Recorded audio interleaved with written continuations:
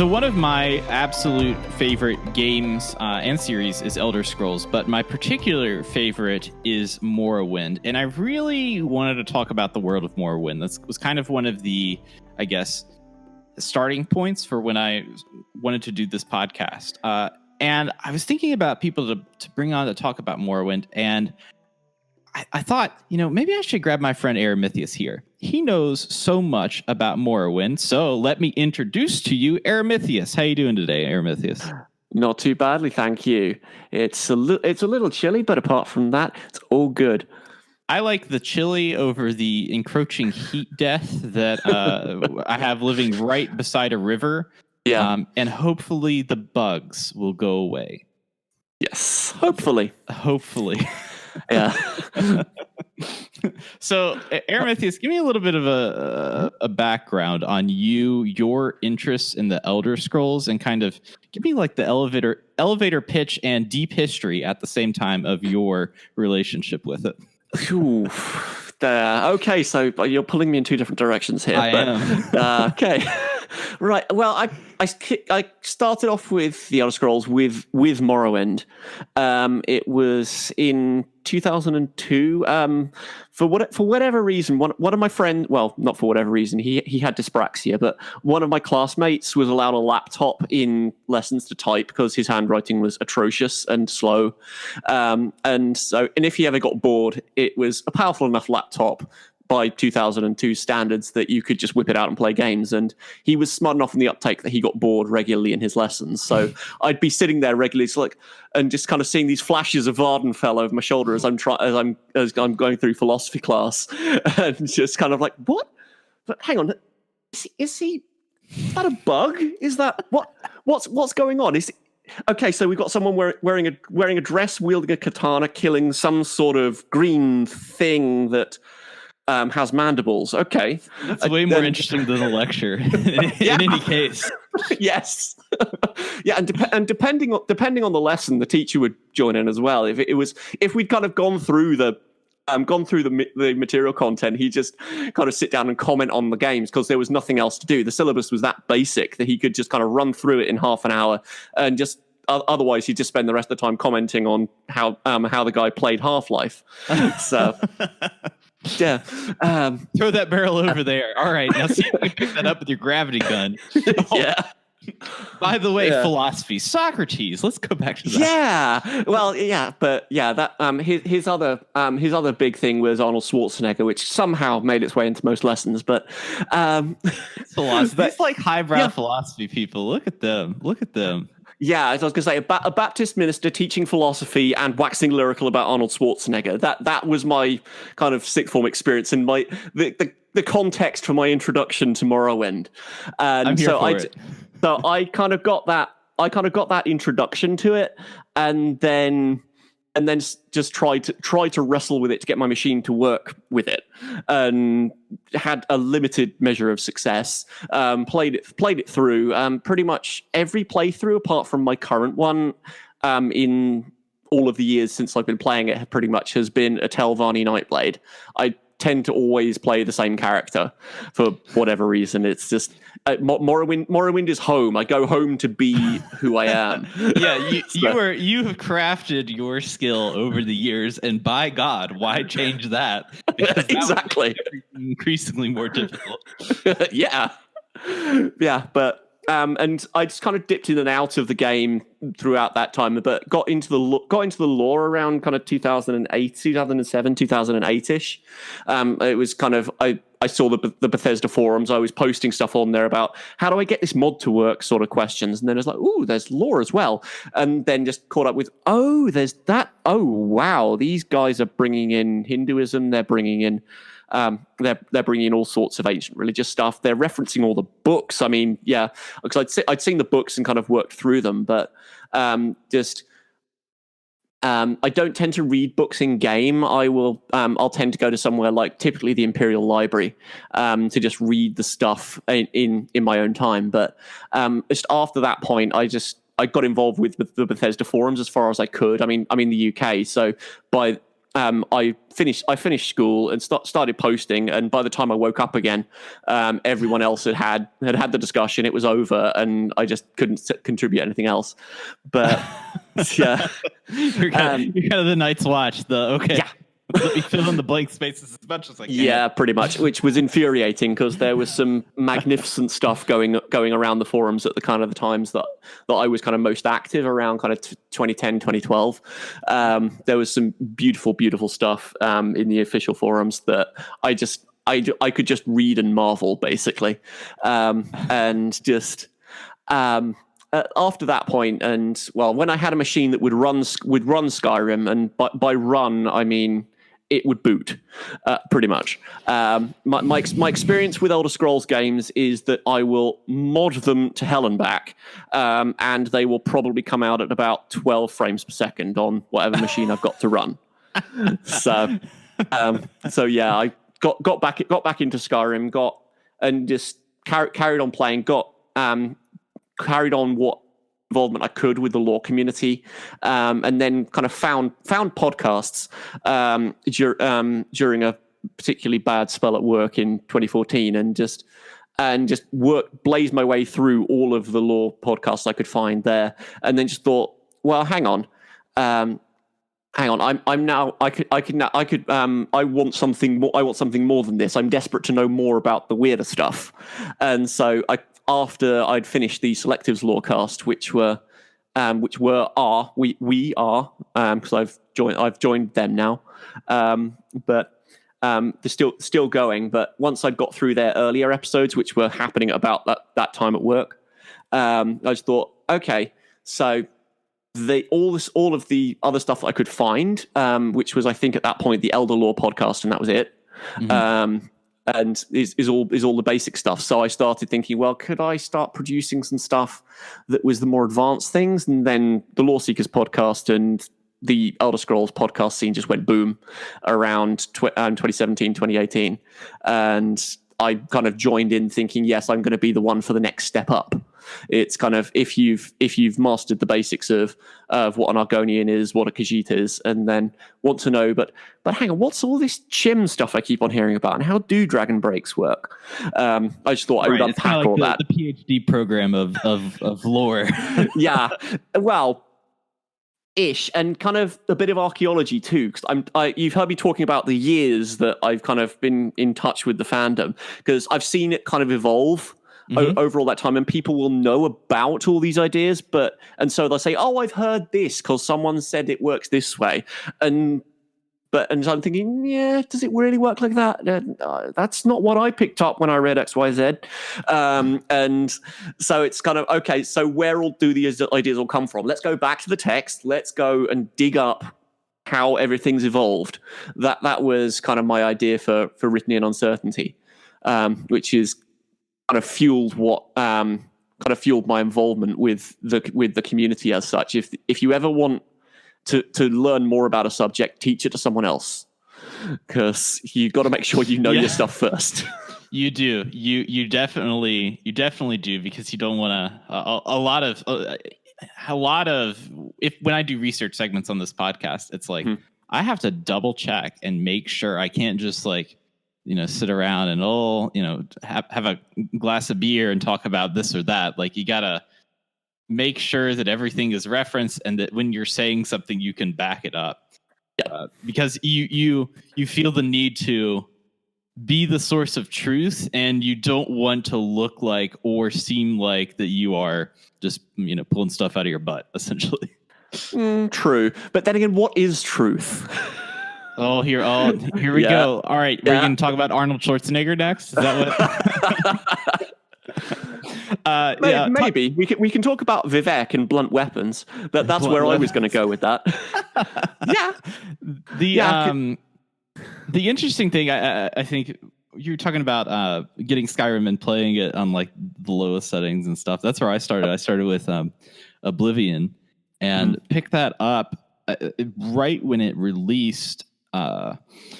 And I had like the fog all the way up because I like it wouldn't run or else, and so it's on the lowest graphical settings, and I didn't know how to open up a mini map at that time. Like I wasn't used to PC gaming 100%.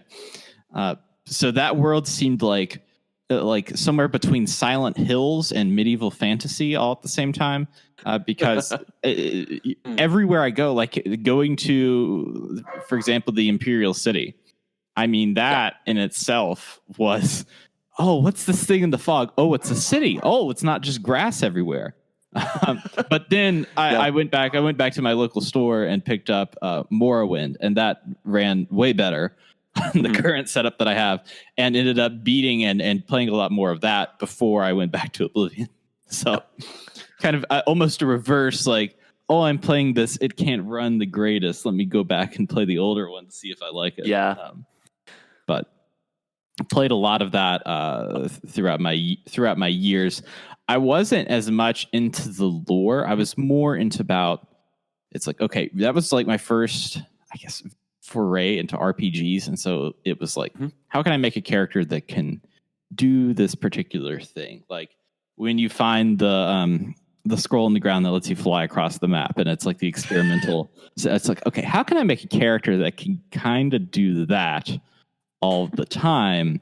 That way I don't have to take the netches around, or I think that's what they're called. The Silt Striders. Yeah, the Silt Striders, yeah. They do look like netches, in fairness. Well, I mean, you would be the expert. And of course, here I am confusing the both of them. You know, I'm showing, it's like, you know, it's like dumb and incredibly more superior intellect when it comes to Morrowind. No. I just know that I'm better at sounding like I know what I'm talking about.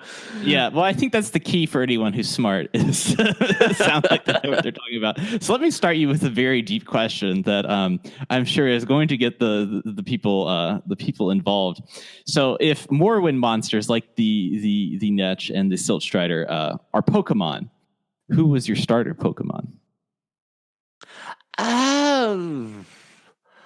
I think, well, there is my answer here, and there is a right answer here. I just want to qualify that. Okay. And they're different. Okay, let's hear them both. Okay. I would say the Kaguti, simply because they're the more substantial of kind of Morrowind's monsters, because you get far enough in and you realize that all of the stuff you're fighting is basically a mouth on legs, because you have an Elite, you have Elites, you have Guars, you have Kagutis, and they're basically about 40-50% the same models, but Kagutis are the ones that are with the horns and the Triceratops like head crest is the word I'm looking for. The kind of and they just look that much more aggressive. They've got tusks and everything.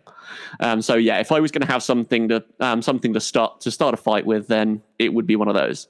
The correct answer is one singular monster which you will not find anywhere in the games. It is the Pocket Cabal, which yes. Which, just to unpack, is one of the children of Vivek and Molag Bal. In the 36 lessons, Vivek and Molag Bal have a whole bunch of children together, and quite a few of the sermons are Vivek going around killing them all afterwards. But in sermon 26 is where you find the Pocket Cabal, and it is apparently a giant Pokemon reference. Really? So, yeah. So you have just a ton of different nods to it. So it's like the monster hid itself in the spell lists of the great Chimeri wizards of the extreme east, where the Emperor Parasols grew wild, which is just, it's Japan, and just the way and the landscape you find in Pokemon. And then later on, and you have, and so of course a giant bug appeared. And it's just and there are just these little nods about capturing the Pocket Cabal, and then Sothasil wants to keep it. And yeah, because isn't there, and I am like, and now I've gone beyond my knowledge based speculation. Isn't there like a continent that's beside, I guess, what we consider Tamriel, that's like to the far east, that has those like Eastern Eastern culture, and that's where like you have a lot. There's some sort of other continent that we haven't seen in the games before. I'm pretty sure. Am I correct? You're thinking about Akavir, yeah. Oh yeah, that's right. Yeah, that's the name. Yep. And you look at all the stylings that have come from there, and that's the weapons particularly are quite samurai inspired. They're literally called katanas in Morrowind and tantos and so on. But there was quite a deliberate. One of the developers was quite deliberate in saying, no, we can't have just a straight Japan analog. So we're going to have a bunch of vampire snakes eat all of them. Which is where the Seisi came from. And so so yes, there is absolutely that kind of Eastern inspired stuff going on in the games, but there's also the no, we can't have that. We would butcher that if we really tried. Yeah, which it's. Now I think about it, there's a whole bunch of stuff that's basically just knee-jerk reactions to saying, no, we can't be typical fantasy that this particular developer, Michael Kirkbride, did. The Sijic Order, which you might have heard about. They're they're basically one of the most powerful orders of mages. They're like Doctor Who, essentially, right? Pretty much. Much. Yeah, see, I'm the great foil for you because that's like Doctor Who, isn't it? Yeah, I can't disagree with that. Because they just kind of phase in and out of reality and just pop back in and deal with Tamriel's troubles and then disappear off again and don't really care for centuries, which is basically how Doctor Who works. But they were called Sijics because he was like, no, we can't have anyone later on coming along and saying, right, now we have psychic powers in the Elder Scrolls. Let's just take that word and deal with it, and just make it unusable by anything else that would be remotely conventional. And I think the Bosma were an attempt at that as well. It's like, okay, we've got to have so we have elves and they live in the wood. Oh, right, that's boring. Okay, let's make them cannibals. Cannibals, yeah. Yeah, so they love the trees so much they can't eat them. Yeah. So, and that's again the kind of the knee-jerk reaction against all those standard stereotypes, but that's kind of fueled an awful lot of the Elder Scrolls elements, shall we say. Yeah, I think it's interesting because like a lot of this is inspired from from essentially Tolkien, and that's kind of a starting point for most of this. But it seems like even when they like incepted these games in like the very early like Arena and Daggerfall, that they were thinking, they were like, okay, we can't go forward and just have this thing. We can't have like Dark Elves be Dark Elves from like D&D. We have to make them different and have this kind of, their skin is ash because of the volcano, and they have these, what's a good word? Demigod deities that they worship, and there's like this whole like varying culture. Same thing for the wood elves and the Nords with the dragons and all of that. Like the first people, the like, what do they call it? The first men and their expeditions, like back in the day. Yeah, Morans. Yeah. That's it. Yeah. You know what? If I have any questions, man, you were the guy to go to. You are the thing. If I had to pick though a Pokemon, or my starter Pokemon for Morrowind, I think it would be a Nyx Ox, which is my favorite mount in ESO because essentially I play an Argonian, but he sits on top. It's like this ball that he sits on top. It looks like a Nyx Ox, and he has these little spider legs to move around. And everybody else is like riding lions and stuff, and I'm like riding this like really strange spider. I look like the I don't know if you've ever seen the movie Wild Wild West with Will Smith. I look like a spider from that. There's a gigantic mechanical spider. I wouldn't recommend actually watching that movie. It's pretty dated. We tried to watch it a little bit ago, and it's pretty offensive. I've heard that. I've heard that it's not aged well. It did not. But that would be my starter, just because. First of all, I mean, you can ride it. Second of all, it looks pretty crazy. And I mean, if it can put like a humanoid creature on its back and be chill about it, it's got to be strong, Yeah, there's the ability to be strong, as in to pull a lot of stuff and to take a lot of weight, and then there's the ability to tear other things to shreds. I don't know what you prefer in terms of Pokemon strategy. Right. I've only played the original game. I haven't done anything since.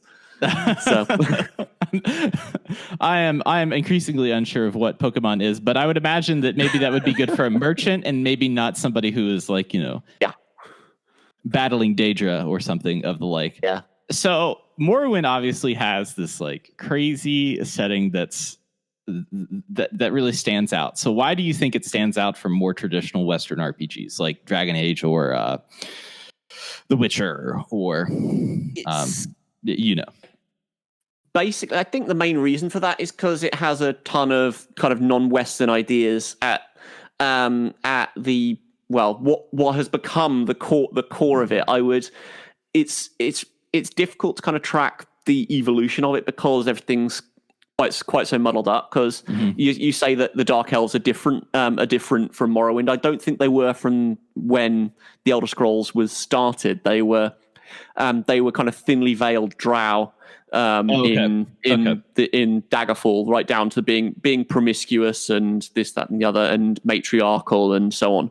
I know a little bit about that just from I read I think it was an R.A. Salvatore book that he did that was about Dirk, maybe was the Dark Elf's name. I think it's like a series of books just about this one Dark Elf, and he I think rides a spider as well, or has spider friends. Yeah, that sounds about right.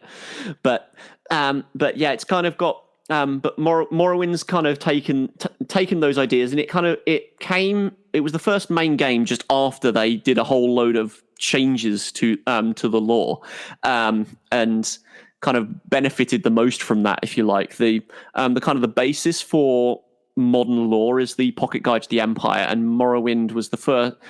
That shipped with the Elder Scrolls Adventures Redguard. It was basically a Tomb Raider clone that Bethesda made, and they released a whole bunch of the lore in that.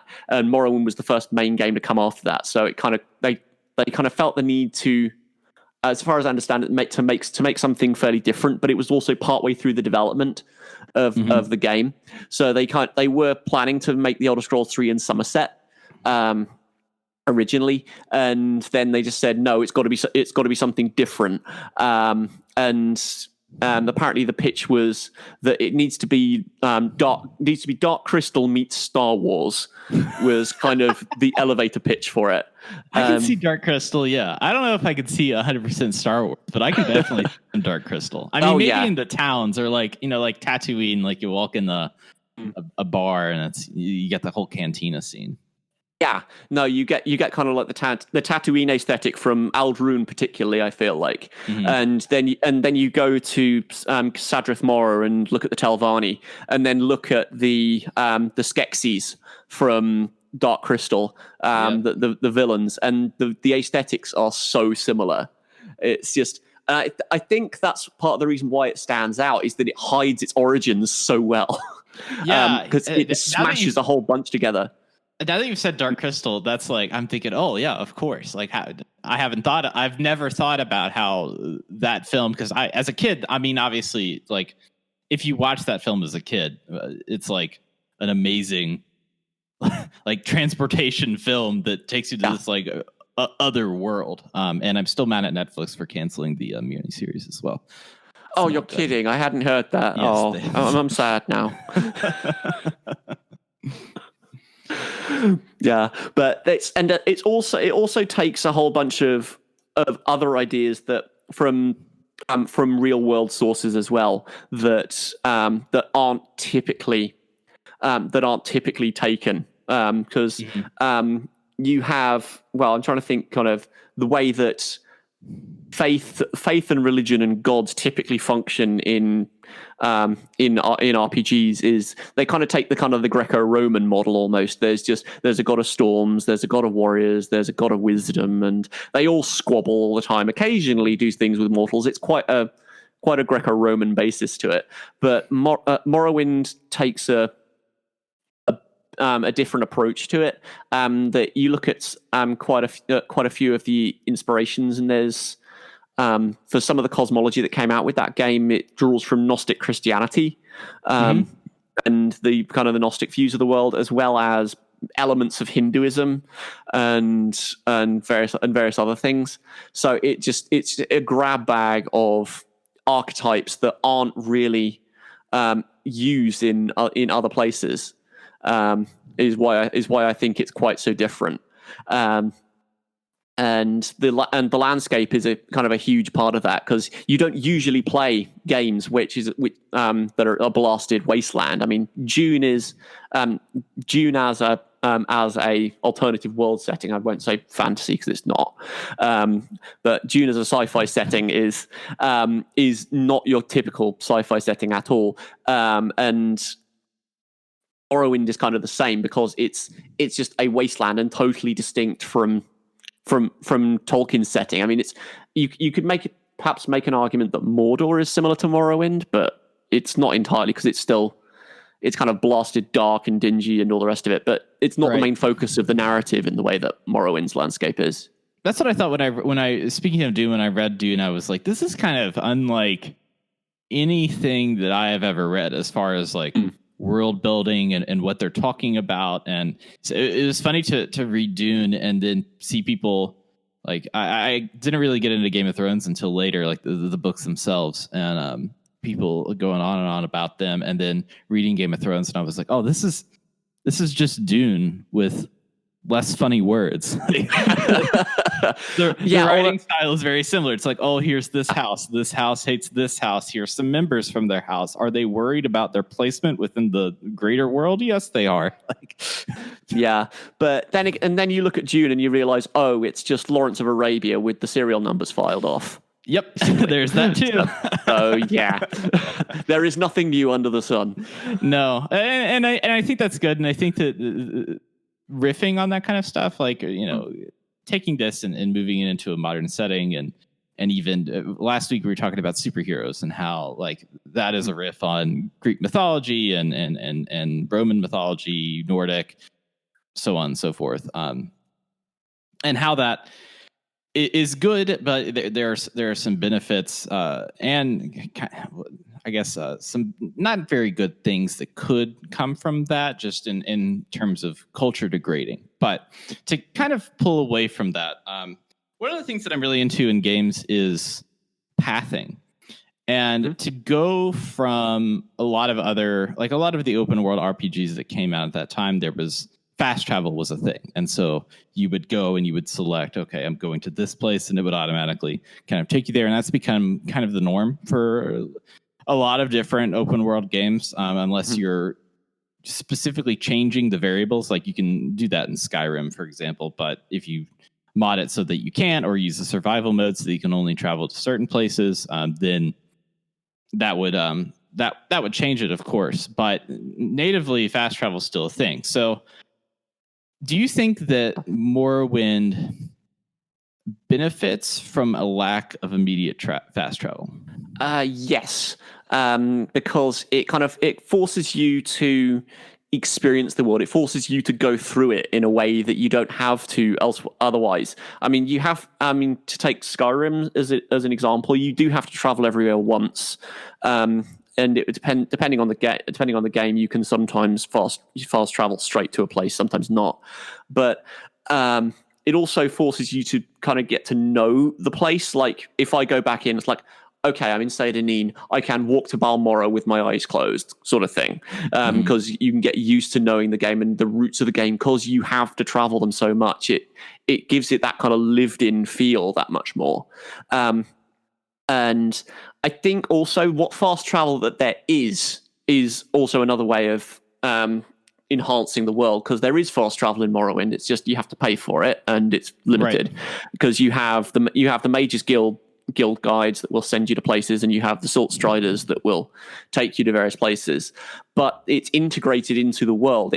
It adds things to how the world works, and you start to.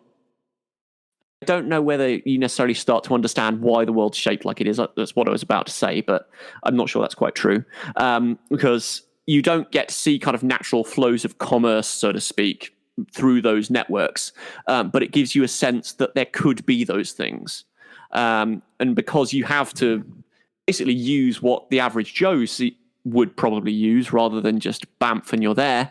Right. It's kind of like a bus system almost. It's kind of like you got to start like everybody else. You got to take the bus. If you want to get there, you got to go to the bus stop to get on the bus. Yep. But then once you've, done the main quest and you've leveled up and stuff, you're like floating above gates and like jumping these great distances so that it's like, okay, I could probably get there faster and for less money if I do this kind of weird combination of magic to launch myself across the map.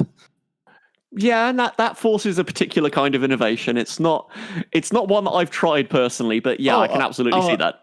I see every Bethesda game as a thing to break. That's how I've always played them. Is like, how can I physically and not like go into the command console and do all the different stuff or knowingly cheat, but it's like, how do I break this game? How do I do something that I can do that they don't want me to do?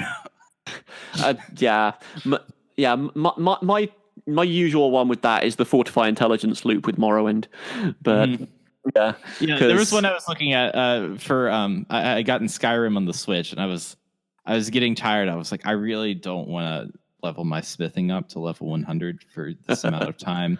And I was like, and I can't, you can't like command console anything. You can't really do anything. So I was like, how do you do this? And it ended up being, you make this potion and then you start enhancing, you make this potion that enhances your potion making ability. And so you get in this positive feedback loop where you're continually making these potions back and forth until it fortifies something to this like insane degree, like this number that's in the trillions. And the game doesn't understand that.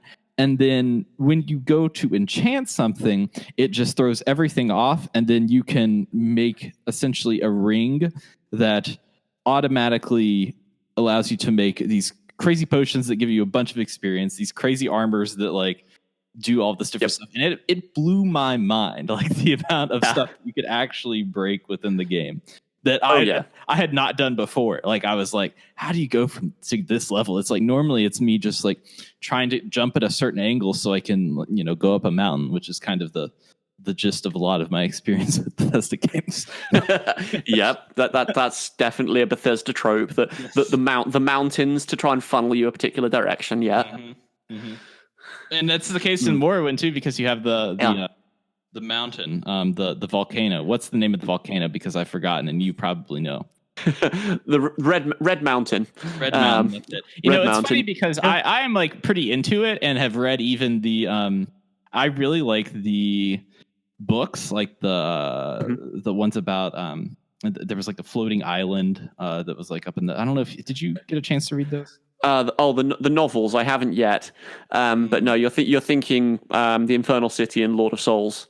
I actually ended up really liking that as like a fantasy book to start out with, because you already knew the world. Like if you played the games, you already knew the world, and they didn't need to explain it to you. Like you didn't need to know what a Khajiit was. Like you didn't need to. They didn't have to go down this rabbit hole, and then they ended up linking the setting through a number of different things. But it was kind of a contained story in itself that added in on a lot of the different cultures that they don't talk about. Yep. Now that's kind of my worry though. That's why I've been kind of put off reading those books, because I'm thinking, well, how much is the author just going to say it's an Argonian and not bother with an actual description?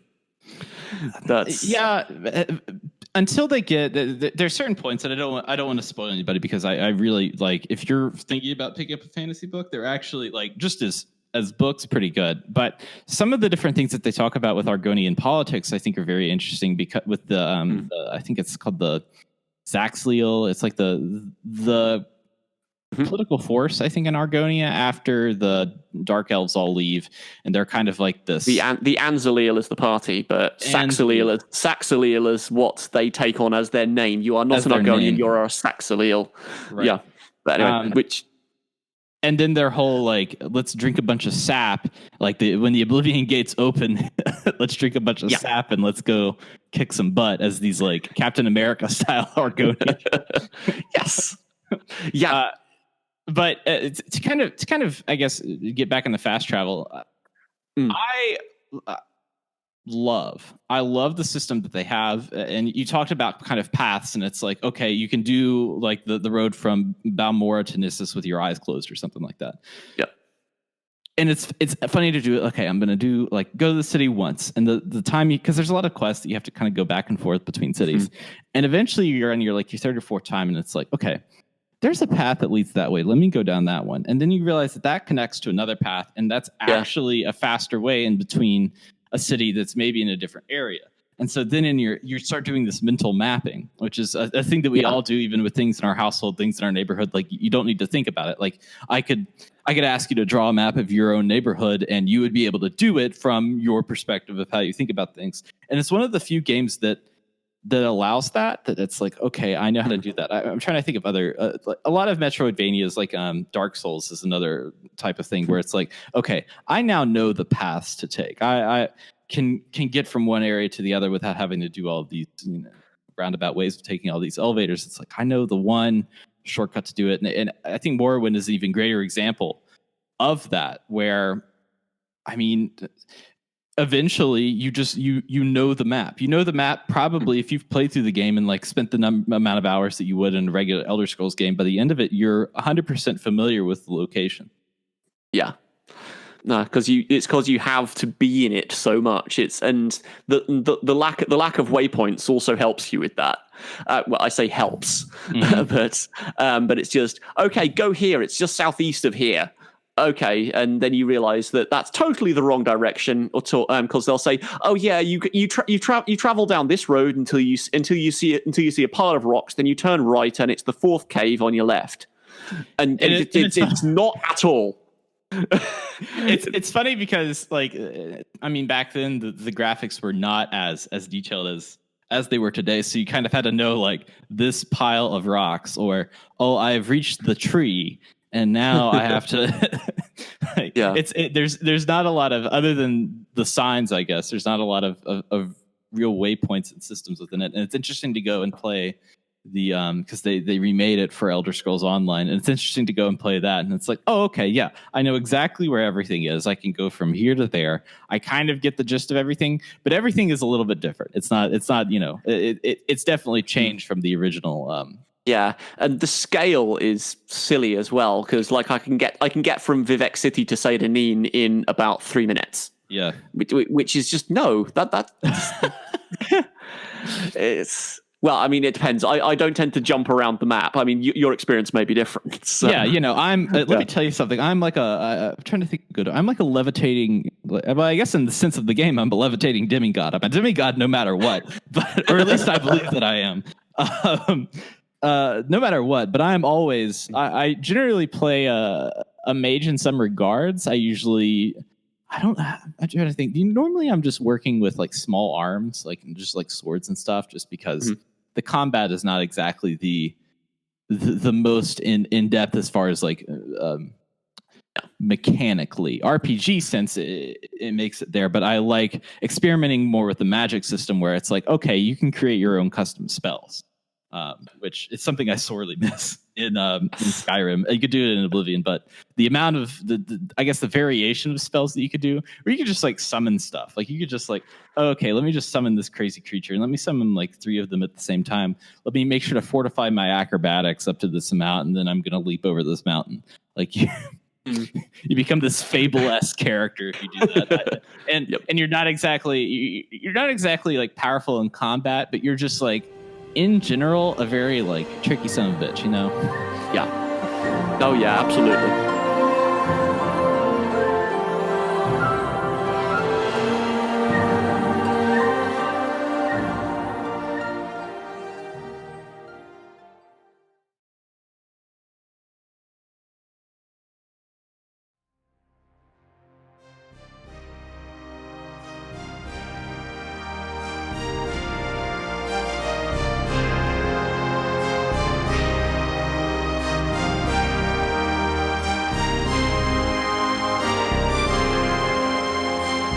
So moving on, in kind of these books and the amount of lore within the world, they're scattered throughout the whole game. There's like houses that you go into, and like, you know, kind of like when you go into a hotel in America, you're going to find a Bible in the little drawer. There's more common ones, there's less common ones, there's magic books, and I mean even in Skyrim that reach out tentacles and suck you into a different world. So how do you think that books enhance this game as opposed to other RPGs? And I'm going to keep on saying Dragon Age and The Witcher, where a lot of the story is kind of like right in front of you, and you can grasp it all from there. Oh yeah, there's two things that I think having it as books does.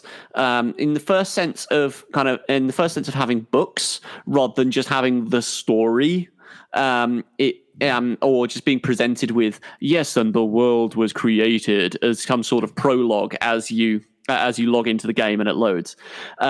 It makes the whole place feel a bit deeper, because it feels like you're scratching the surface. I mean, the way that you come across the books in game, just incidentally, oh, there's a book here that's giving you the first 5 Septim emperors, and then this is continued in book 3, which isn't anywhere near you, that you have to then hunt down, and just it makes it feel like part of a much richer tapestry, that it feels like you're just scratching the surface because you're incidentally dipping in, and there's all these different elements to it. I mean, the Lord of the Rings does this as well, and by the Lord of the Rings I don't mean just Middle Earth. I mean the Lord of the Rings story.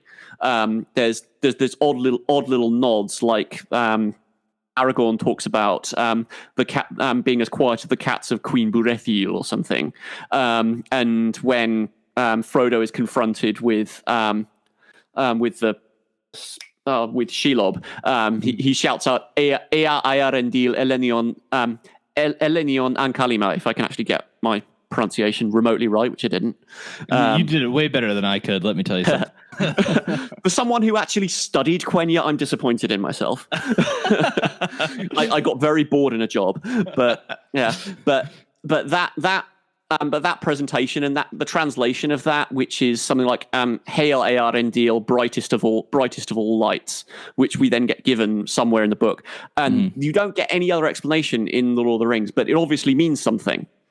And so who is Arendil? But there's obviously more meaning to that, and it gives it that feeling of, ooh, this is meaty, without actually giving you anything.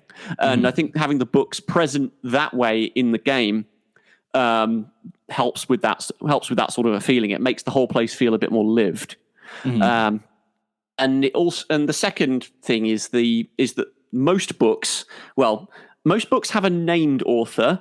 All books have an author, generally, that you're never getting the complete picture out of any one book. So you can read 2 books about the same thing and get completely different perspectives, and so you can think, so what actually happened? I mean, the Battle of Red Mountain is kind of the example of this, but this sense of you can get so many different perspectives on something rather than just what you see in the games. Right. There's information bias, and part of the fun, I guess, when you dig that deep into it, is deciding for yourself what you think happened and what your perspective on it is. You almost gain your own separate perspective on what exactly went down. Yeah, absolutely. It's kind of you. In some games, headcanon is something that you kind of develop. In the Elder Scrolls, you have to develop your own headcanon, if you want to put it that way, because you need to fill in those gaps to try and understand it, or you're probably going to be wrong on several particulars. If you just take information as it's presented to you, you're going to get something wrong. I mean, even when we think about ancient history in the world, I mean, there's a lot of stuff that we just don't know because the information wasn't there, and so like scholars and doctors and people that have studied for years and years have to create a believable headcanon that's then put out into, it's well researched, it's it has a lot of things backing it up, but we don't know that the details of this or that happen in that way. And it's interesting. I have a buddy that was spent his entire one of his graduate programs was talking about the Roman word for camps and what a camp meant. And it was it like a small dwelling for someone, or was it like this army thing? How did they function in society? And it's all these things that we don't know and kind of have to pull some details from here and there. And then, I mean, even then the things that survived from a lot of that time were these fantastical stories like the Iliad and the Odyssey, and you know, the list could go on with that stuff. But that's what survived. And so you're kind of like taking what these authors and their take on what happened and making your own take, deciding what's believable, what's unbelievable. So you kind of have to do that in the real world with a lot of the stuff that we don't have information on. Yeah, it's one of the things that mildly bugs me about the lore, actually, that you do have to do that, and it's and I'm kind of on board with Zorkanov. He does the Imperial Knowledge YouTube channel, where he's kind of said that it's infuriating because you have to do that for information that is current in the Elder Scrolls quite often, that you're dealing with current cultures, current events, and there should be enough people around to tell you some details. But because you only have those 2 or 3 sources, you do have to patch it together. I think part of that's just the nature of the games, that you kind of butt up against the limits of what the game developers can write. Yeah, otherwise they'd have to write a whole history. And I think that's natural for the times that we, like for these times that we live in, where like history evolves itself, we learn more stuff or we forget certain things. And then the current telling of a particular story is different from how they told it 50 years ago. And like that in itself is interesting, of like these people that are this company that's trying to manage this gigantic like lore that is on par with a lot of the major works of Tolkien and that style of stuff.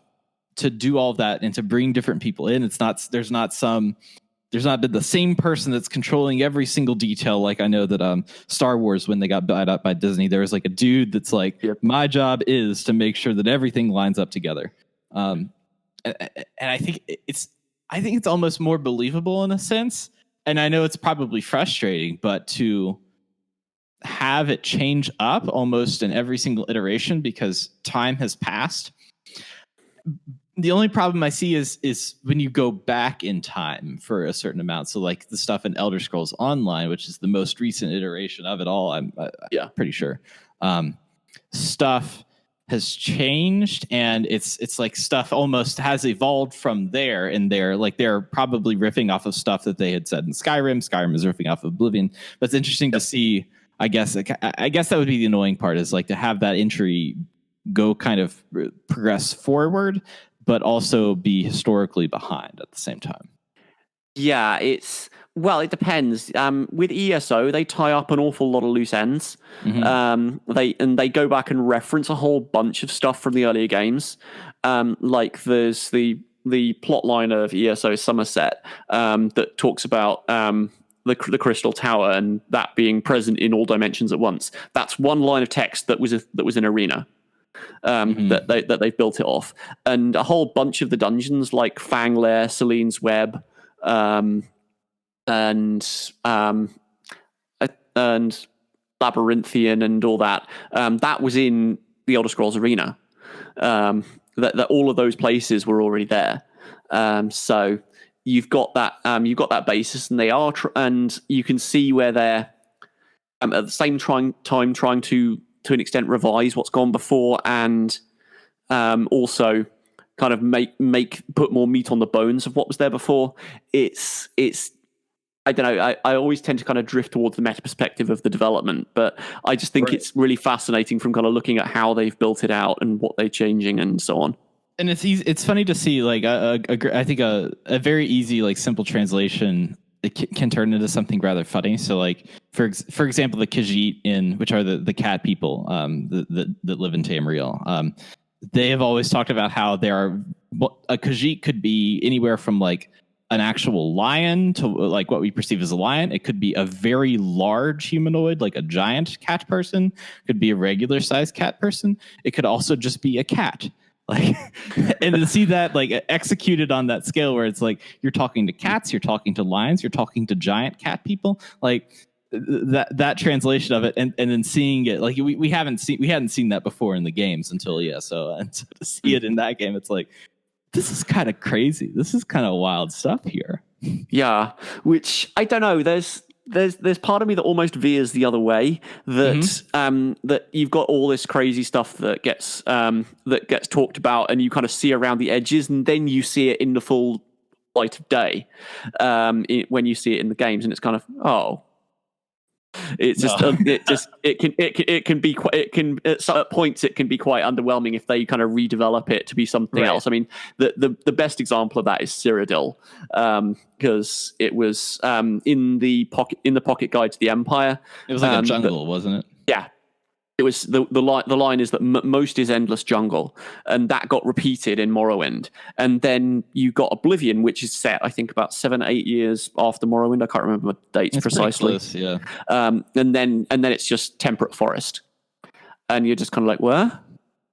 Why did you do this to me? I was expecting a tropical Venice, but so yeah. There's still that. There's that element to it as well. That I remember seeing the stuff around the edges is kind of good. And just to bring it back to Morrowind, what you're talking about, the fog really adds to the feel of it. In my perspective, I've played it with graphics extenders where there's no fog, and you kind of look out from a high perspective, and it's like, okay, I can see all of this stuff. I mean, it looks kind of neat, but I can see it all. So let's kind of jump from that from fog itself. So there's a lot of environmental situations within Morrowind that they're having to deal with. One of them being Red Mountain, and there's a number of other things that happen in the game. So it seems like to me that Morrowind is kind of in this constant state of environmental crisis, but it always seems like the Dark Elves are kind of unprepared for it, or are not fully understanding of the situation. Why do you think that is? I have my own reasons, and I'm not sure that it's unprepared as such, but I want to ask you a question to start off with that. Just what would preparedness look like to you in that situation? What do you expect the Dark Elves to do? What do I expect the Dark Elves to do? I think maybe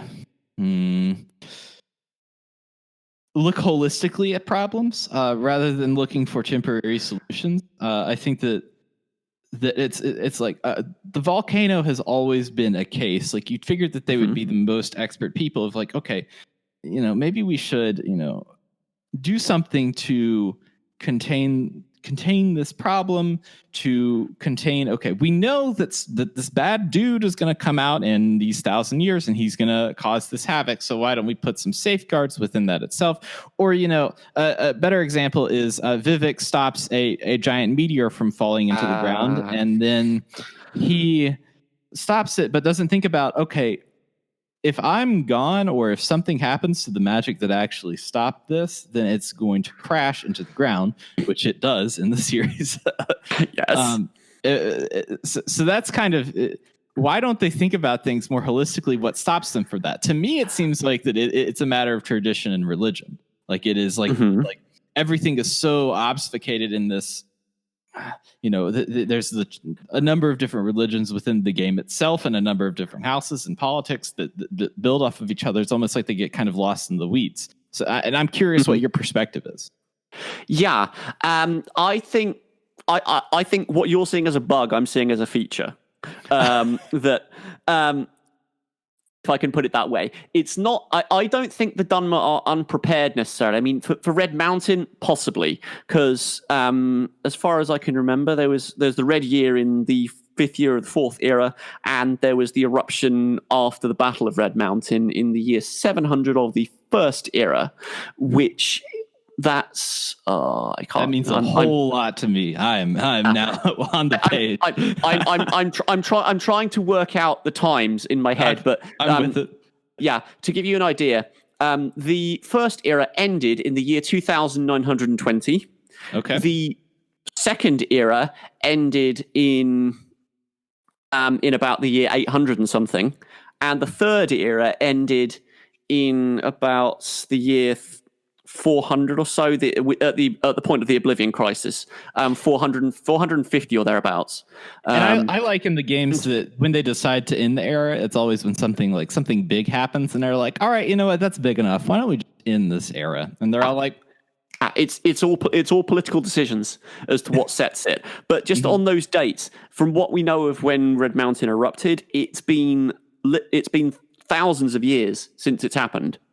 So yeah, I kind of forgive them for being unprepared for Red Year erupting and all the rest of it, because they haven't had to deal with Red Mountain erupting for ages. But even if they did, I think that the philosophy that undergirds the Dunmer is one that celebrates suffering. I mean, Veloth left Somerset with the original Chimer to left this land of plenty and good climate and indolence to this really harsh, ash-blasted landscape because they wanted a more aesthetic, more pure way of being. They wanted life to be a challenge. So if they're struggling to cope with the environment, that's the way it should be as far as the roots of their culture are concerned. I think they may have evolved away from that a bit with the Tribunal, because of how the Tribunal seemed to be encouraging stuff and the kind of virtues that. For people that don't know, I will refrain from explaining it, but what exactly is the Tribunal? Because I think that's probably one of the. You understand that there's like this pantheon of kind of these almost like what's a good word, like a more Western pantheon of gods that are more, I guess, relative to Christianity. Then there's the kind of pagan pantheon of gods that are the Daedra, and then you have the Tribunal. So what exactly is the Tribunal? Okay, just to go through the list, the Aedra, which are the Aedra or the Divines, which is the more Christian-y side of things, as you're putting it, is the gods who created the world, and so the elves consider them their ancestors. The word Aedra means ancestors. The Daedra is not our ancestors, so those gods and spirits that didn't partake in the creation of the world, which were the things that the Chimer originally worshipped, and they were eventually replaced by the Tribunal, who were, depending on when you're playing the games, three Chimer who basically messed around with the heart of the god who created the mortal plane, and tapped into his power, and made themselves gods, set themselves up over what was then the Dunmer people, because when they changed themselves into gods, the Chimer became the Dunmer in other related stuff. But yeah, they're basically immortal god kings. The way I can put it. And from my perspective, it seems like that they got superpowers and they told everybody that they were gods. They were like, okay, we're not regular like humanoid creatures anymore. We are now superheroes that have these massive powers and sway, but we're not at the level of the Aedra or Daedra. Yeah. Well, that entirely depends on what your definition of a god is. But because as far as I'm concerned with the Elder Scrolls, if someone calls it a god, it's a god. That just saves a whole heap of arguments. But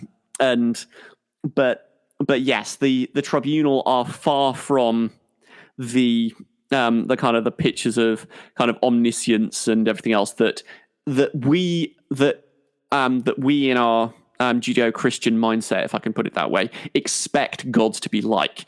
And the Aedra and the Daedra aren't like that either, is the thing that people seem to miss. I mean, the Aedra created the world. They are things that they are beings that can pull off huge supernatural feats, but so can the Tribunal. It's the expectation of perfection is possibly a bit too far, but the fact that the Tribunal are mortal in some sense is possibly something to count against them. But in terms of what gods can do and how gods work, then it gets a bit muddy on Tamriel. And also, when you think about what the Dark Elves were worshipping before, it was kind of time for a bit of a change in their society. That they were worshipping Boethia, Azura, and Mephala. Boethia is the Prince of Plots and involved with the unlawful overthrow of authority and very not explicitly death, but it kind of sort of that sort of thing. I thought that the Prince of Plots would be a real estate developer. Possibly. Yeah. You've got Mephala, who is the spider Daedra of murder, sex, and secrets, and Azura is the twilight goddess of dusk and dawn, and not really a lot else in terms of explicit spheres of influence. But think about it seems like that she's kind of implanted in certain areas where it's like, okay, we need like an Athena type here, and then it's like that Azura kind of shows up and is like, somebody called. No, now you say that, I can totally see the Athena elements in Azura. Yeah, I can absolutely see that. But as Athena with the temper turned up. Yeah. But that collection of gods isn't really one that's going to produce a stable society, right? Is kind of the point I'm getting to. You've got someone who's focused on the unlawful overthrow of authority and secret murder. That's really not going to work in the long term.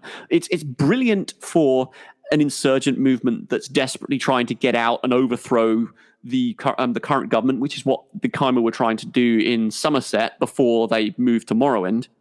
But once they are at Morrowind, they need something different, and so the Tribunal, at least the way the Tribunal put it, they kind of take it upon themselves to be that for the Dunmer. It's because in their judgment, the Daedra aren't doing the job properly, which, given that set of Daedra, you can kind of understand it. And so you've got this kind of like base religion of worshiping, murder, sex, and all of this, death and destruction. But then you have the Tribunal that comes and has their own belief systems, and there's inherent problems with that, and that's kind of what you're dealing with for most of at least the main quest of Morrowind. But then you have the Empire, which are from Cyrodiil, that are a collection of a number of different nations that are essentially the Roman Empire, that have their own religion of the Nine or the Aedra, and they're all kind of like pushing on each other a little bit throughout even through Morrowind. Like they're all kind of pushing back and forth because Azura intercedes in the beginning of the game and is like, hey, I have this destiny for you that I need you to go and do this stuff. Then you have the Tribunal that are like, I need you to go do this stuff, but then you're part of the Empire because you were a prisoner of theirs, and they have their own kind of agenda with it. So all of these kind of cultures are at the same time like pushing up against each other. My question for you, and this is kind of a deep question, is who do you think is right? Right in what sense? I get the sense from what you're talking. You're going for who is right in terms of who knows best for the people, or are you asking who is factually correct about the fundamental nature of reality, about which gods are actually gods? I think both of those, plus who, like, should it just be how it was, where they were just murdering, not murdering, but worshiping these like murderous gods, whereas the people... Oh, no, they were murdering as well, but anyway. Murdering as well, yes. There was a lot of murder, including the main character. Yep. There's kind of this like original, this original religion for them, and it's almost kind of like there's not only a battle over what the religious state of the continent is, but there's also this like military political game going on, very associated with these religions as well. You've got the Tribunal has all of the ordinators and the different houses, but then you've got the Ashlanders, who are not necessarily fond of the Tribunal and more, from the more classical perspective of, it's like, okay, we really just see them as like these warriors from the stories. We don't necessarily subscribe to that. We don't subscribe to their brand of cool. And then you have the Empire that's coming in. That's like, okay, we want to make sure that this continent is going well and is a part of the Empire, and we bring our own religion into this, and are kind of, there's almost kind of like this like melding point between some of it. So I'm curious what your perspective on all of this, and who do you think is right in those three different perspectives? This is where I wanted to get to. We are finally at the place where I like finally can maybe challenge you a little. Yeah, yeah. I seem to be kind of casting myself in the sense of a tribunal apologist, so I'm going to stick with that for now. Whatever you think. Yeah. You're just going to be judged for the rest of your lifetime on this response, so go ahead. Oh, yeah, it's going on the internet, therefore forever. But yeah, the perspective of the Empire kind of muscling in on Morrowind. There's various texts that are there that say they just want the ebony, which is the wondrous metal that is probably Lorkhan's blood, that they can then use to make all kinds of marvelous stuff. And so that's the root of the Imperials' involvement there, the Cyrodiilic involvement. If you read certain texts, that's the whole reason why Tiber Septim put up with trying to invade them, because he knew it was going to be a hassle because they had living gods on their side. So there's that kind of naked commercial interest that's there in quite a few places, and I really like the layout of this kind of the southern areas of Morrowind, where you can kind of see both the Imperial stuff around the areas I'm thinking of, a kind of Caldera, Pelgiad, those sorts of settlements, right, where you get this kind of frontier sense that these are people who are new and coming in and trying to make a home in this strange land, and their architecture just doesn't fit at all. Right, as opposed to the people that are living in Aztec buildings and structures, essentially. Yes, because the rest of the buildings look like Aztec buildings and structures. It fits, right. But you've got that element of why the Empire is involved. The Imperial cult, which is the manifestation of the missionary arm of the religion of the Nine Divines, as it is then. That's purely a voluntary thing, as far as I can tell, because the treaty that got signed between Morrowind and the Empire at the end of Tiber's Wars, when Morrowind got incorporated into the Empire, it had certain guarantees about self-governance and maintenance of Dunmerry tradition, including slavery, by the way. That was still permitted, and whereas it's banned throughout the rest of the Empire. So the tradition, what was by then the traditional worship of the Tribunal and religious affairs of the Dunmer, are purely an internal thing. So the imposition of the Imperial cult is just some well-meaning organizations within Cyrodiil have just said, we need to go and convert the heathens. It's nothing to do with Imperial policy, so to speak. In terms of making a nicer society, I'm not really sure, because the Tribunal have tried to inculcate particular virtues into the Dunmer that should produce a reasonable society. I mean, you've got as part of the Tribunal Temple, you get taken through the pilgrimage of the Seven Graces, which I am just going to look up because I can't remember all of the Seven Graces, and they're lovely. The Seven Graces of the Tribunal faith are humility, daring, generosity, courtesy, justice, valor, and pride. I mean, apart from pride, I don't think there's anything you wouldn't really want there. So it's the Tribunal Temple are quite controlling as an organization, but as what they're trying to permeate Dunmer society with, I don't think it's necessarily a bad thing. The Tribunal Temple is all sorts of problematic because they suppress dissidents. They will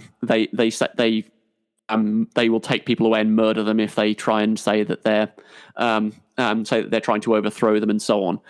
So there is a definite establishment of a state religion which is murderously supported in that sense. But as a faith itself, I don't necessarily have too much of a problem with it. Are the Tribunal gods as opposed to the Aedra? Gods. It's a loose term. It seems more like an oligarchy than anything else. It seems more like that is their not necessarily seat of power, because they have all of their political stuff behind them, but they are the deciding. Like when you run stuff up the Dark Elf ladder, they are at the very top. Pretty much, yeah.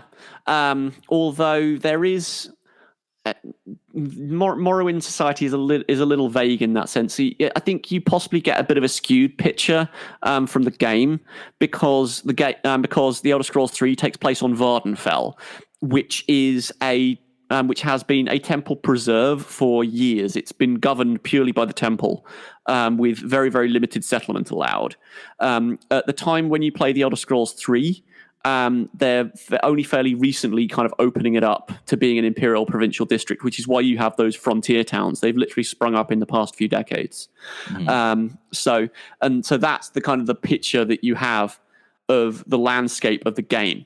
Morrowind as a whole province will have whole areas governed by the Great Houses, where the temple doesn't really have so much sway. In Vardenfell, the land is owned by the temple, and so the Great Houses had to lease it from them.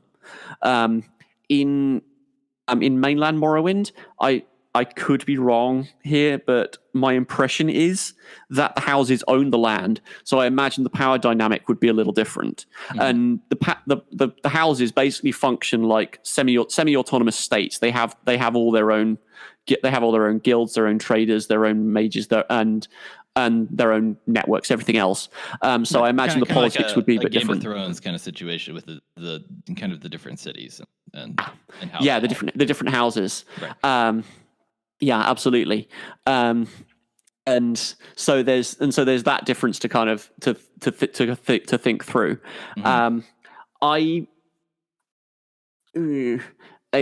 really hesitant to make any sort of call on right and wrong here, because listen, I'm here for your hot take. Whatever your hot take is today, I mean, that could change, but your hot take right now is what I'm searching for. Okay, my hot take right now. Vivek is perfectly right because of Dune.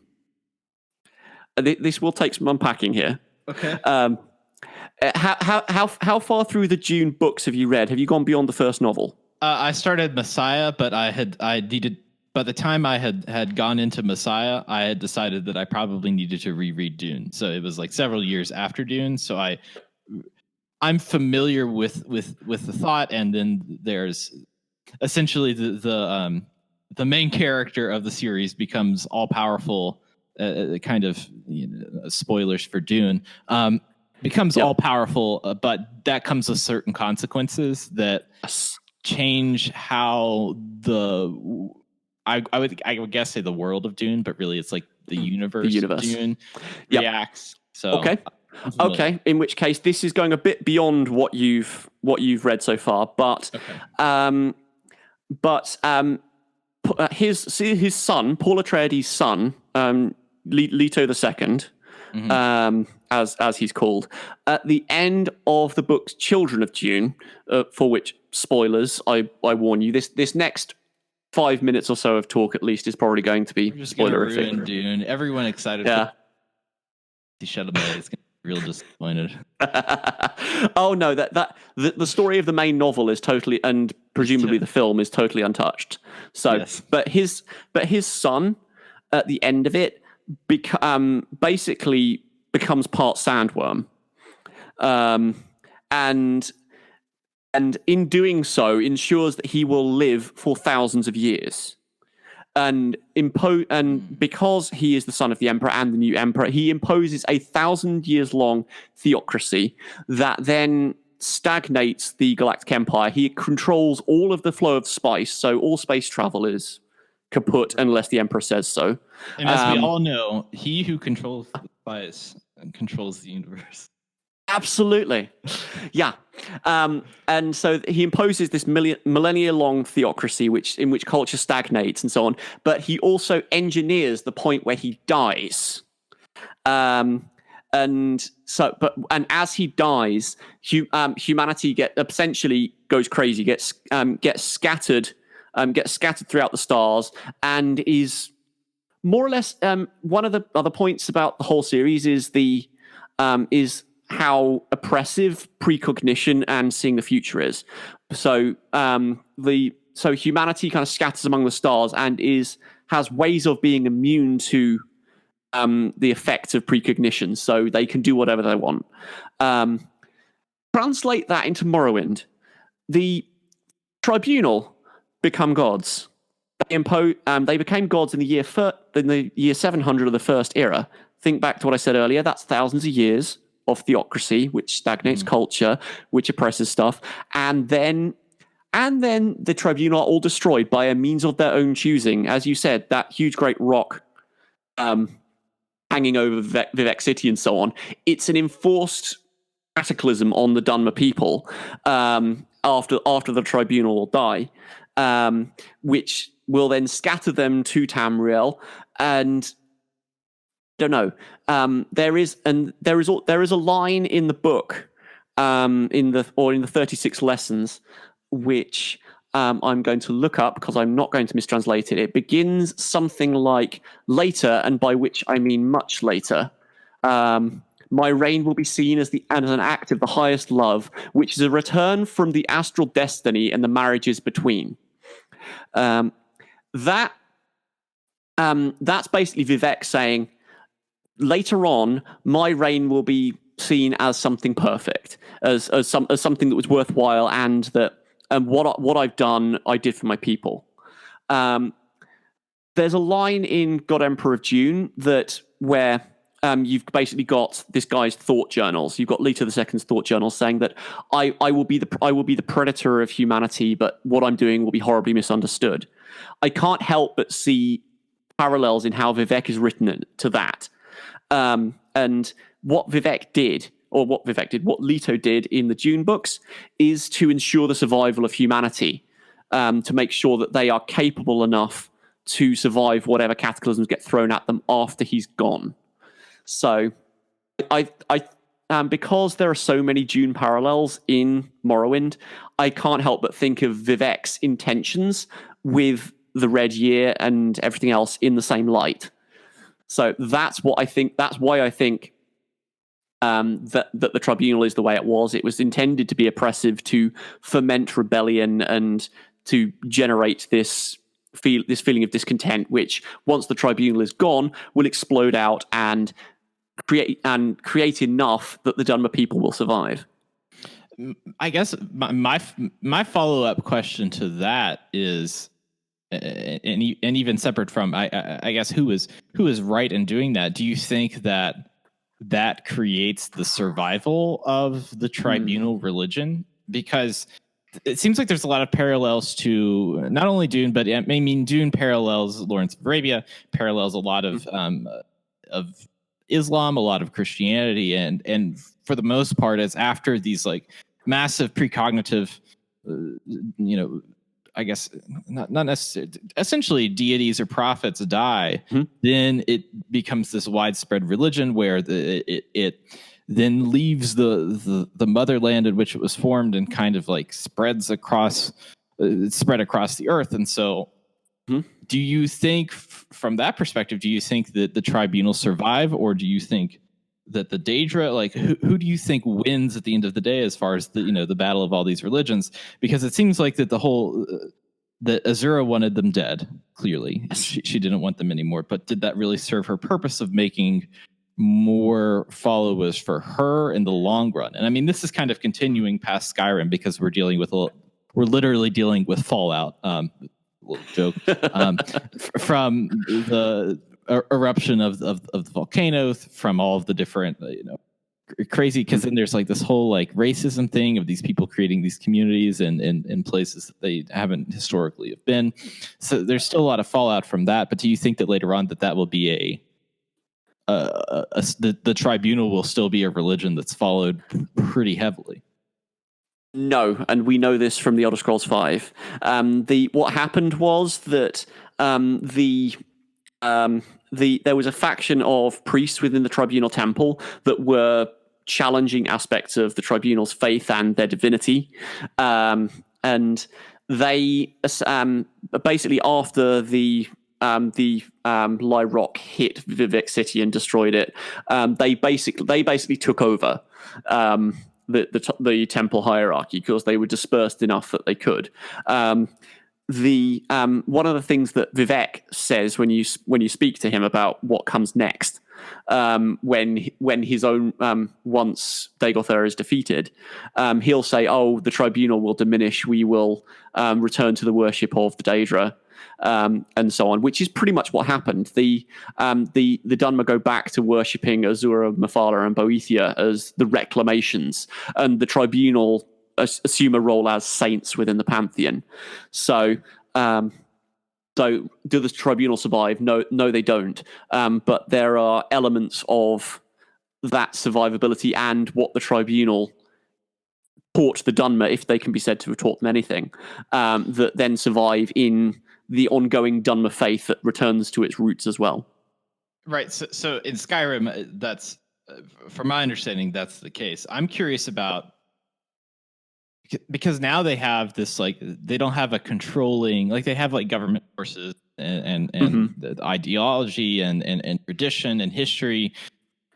But I'm curious if that's going to make a return. Like if like the worship of the tribunal, even though they're dead, if that is going to be a prominent religion again, because like you've said, they're going to look back and see that, oh, the stuff that I'm doing is good. And so I'm curious if it's almost going to like do a turnaround. Like if I'm talking about in like hundreds or I guess thousands of years in this case, like, is there going to be a turnaround where they're like, hey, you know what?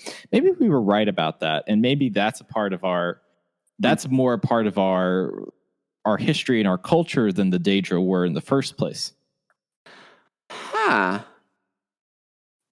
Yeah, okay, I see. Yeah, the kind of, worship the tribunal, make Morrowind great again. And it's regressive, but I mean that's how a lot of this stuff started. Is like Christianity, was it after the like after Jesus had died in history? It wasn't a common religion by far. I mean, the Roman pantheon was still a thing. The Greek pantheon, you had the beginnings of Islam. You had a lot of pagan religions. You had a lot of stuff going on, and it really wasn't a thing until people were like, maybe I can like make something out of this. And I've learned these lessons of this thing, and like, how do I change that and make it more digestible for people across the way, even though these events have already happened and occurred? Is I guess where I'm coming from with that. Okay, yeah. I think it's possible. You need some distance between the dissident priests and the temple hierarchy, as far as I'm concerned, because you need voices that would think that are there to think, hey, actually the tribunal weren't that bad. And so long as you've got an ideology of the dissident priests which cling to the idea of the Daedra as the right way to go, the Ashlanders were the guardians of truth all along, and that sort of thing, which is the prevailing opinion in the time of Skyrim. But once that's gone, then it's possible that sort of thing could happen. I mean, there's the seeds of that sort of thing possibly happening, because House Indoril are no longer a thing after Red Year, particularly. They become pretty much the same thing as the Tribunal Temple.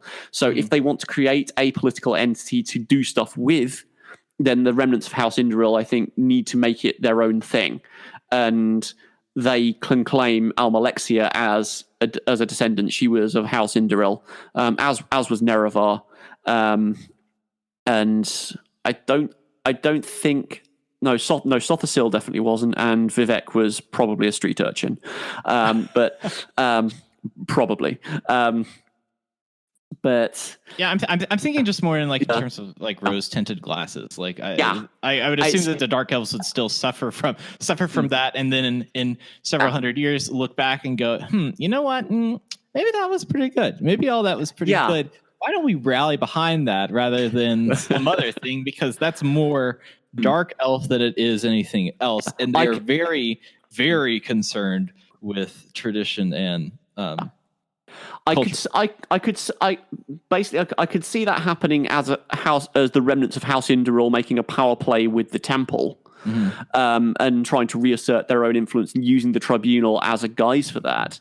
But I'm not sure I could see that necessarily for the rest of the Dunmer, because the Tribunal's whole shtick is that they're living gods, that they're gods you can go and have a conversation with, and they will go actually physically go up and move that mountain if you really want them to, and they think it's the right thing to do. Whereas they're not really around to do that anymore. So you need either.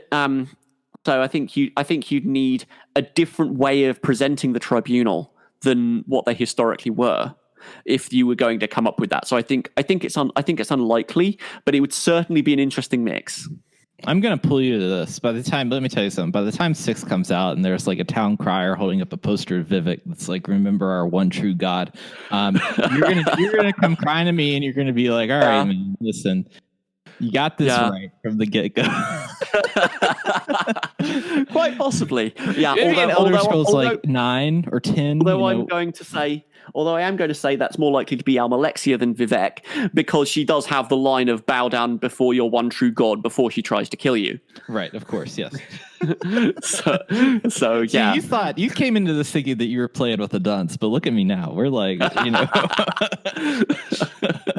No, not at all. Well, I want to thank you for coming on the show and doing a deep dive just on all things Morrowind and how it relates to space, from environment to political to religion. There's so many different inspirations in this game. It's a wonderful game. You should go and check out. I just realized today that you could actually get a mod and play it on an Android phone at like 60 FPS. Which is absolutely insane that you can just go and do that in modern times and make it open source and all the stuff. There's a bunch of mods. You can go and tailor it to however you want, because it's a wonderful, delightful Bethesda game.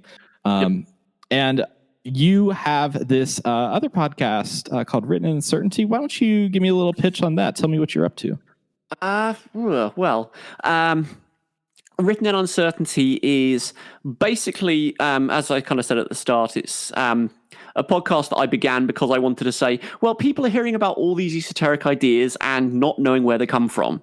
So it's a podcast that explains where all these ideas like dragon breaks and chim and where the dwarves went is the first episode, and how the Amaranth works, how some more of my thoughts on Vivek. There's a whole episode on each of the members of the Tribunal, and I also unpack various other things like questions to do with the races. Like I'm currently wending my way through some notes on the Doreni. I finished the most recent completed episode is on the origins and nature of the Bretons. So it's a grab bag of where all these ideas come from, and it's kind of just going a bit more than just this is what stuff is. This is where stuff came from. This is where what stuff means. And in context of the Elder Scrolls lore, I bring in real world religion, real world philosophy, and basically a grab bag of stuff, whatever I can use to explain the Elder Scrolls lore. And I also am a member of the Selectives Lorecast, which is a round table of Elder Scrolls nerds, of which I am the least, and we get together every 2 weeks to discuss some topic or other. At the moment, we're on a series going through the Daedric Princes. I don't know exactly when this is going to air, so I can't say what the next episode is going to be. But it's basically us going for about an hour and a half and seeing what we can dig out of all the various concepts to do with just a particular topic with the Elder Scrolls. That's pretty much all my stuff. Awesome. Well, thanks again for coming to the show, Aramithius. Oh, thank you. It's been a pleasure to be here. Thank you ever so much for having me. Thanks again to Aramithius for coming on the show. It's exciting to have somebody that's so passionate about the Elder Scrolls lore and to be able to talk back and forth and dissect these interesting examples in the game and see kind of how they relate to real life. I want to make an announcement in that the episodes, essentially, I was planning on doing them 1 week at a time, a week for one, a week for the next, but those often became what I consider too short, and then when I went to go write a long one, it became too much to do within a week. So I'll make a deal with you. We're going to do a new episode every 2 weeks. It's going to be a long form episode where I most likely sit down with somebody and have a conversation with them or multiple people about a particular video game and the subjects. I will enjoy that a lot more, and I think that you will too. As far as short-term content, I'm actually going to start doing reviews. So expect to see some reviews come out in October. They're probably going to be short, 5 to 7 minutes reviews of games that are coming out. It's going to be from a different perspective, though. It's not going to be from a gameplay or what you would consider a traditional review. It's going to be from a geographic point of view, how well they adapt a world, how great the the mapping or pathing is within a game. I'm putting together a rubric. I'd kind of planned on doing this from the get-go and was curious of how to work it in, but I think these smaller, I guess I would call them mini-sodes. It's fun to do a little mini-sode, but it's also going to be a review, and it'll be in the podcast platform as well. As always, you can follow the show at Geography Arcade. Make sure to send your emails in if you want to contact the show at thegeographyarcade@gmail.com. Links for all of this are in the show notes. I include a big link tree of the sponsors, of the ads, of all of this stuff. It's all in the show notes, and it's pretty easy to get to.